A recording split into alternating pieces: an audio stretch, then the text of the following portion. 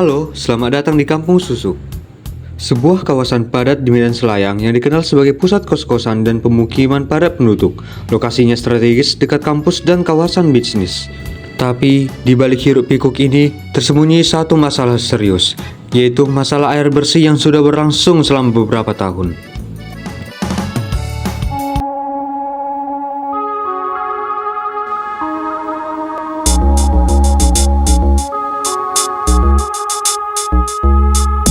Air adalah kebutuhan dasar, tapi di Kampung Susuk, warga harus menghadapi air PDAM yang keruh, berwarna hitam, bahkan bau.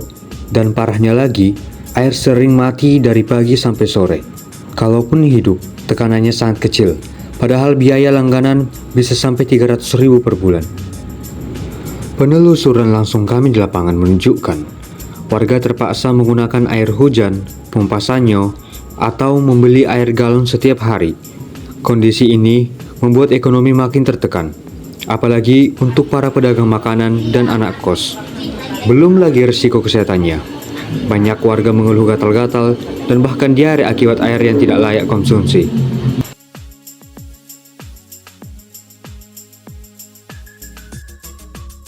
Lalu, apa penyebabnya? Ternyata, pipa distribusi air kerap rusak akibat proyek drainase. Sistem penyaringan air juga belum optimal. Perbaikan PDAM sering hanya bersifat tambal sulam. Bahkan, program besar seperti SPAM membidang belum terasa dampaknya bagi warga. Masalah ini bukan sekedar teknis. Ini cerminan dari kegagalan tata kelola infrastruktur publik. Warga sudah bayar, tapi hak dasar mereka, yaitu air bersih, tidak terpenuhi. Pemerintah perlu bertindak serius, mulai dari perbaikan infrastruktur, diversifikasi sumber air, hingga evaluasi layanan berkala.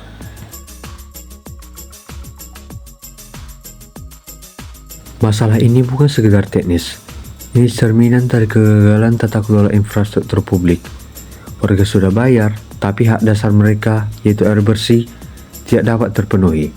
Pemerintah perlu bertindak serius mulai dari perbaikan infrastruktur, diversifikasi sumber air, hingga evaluasi layanan berkala.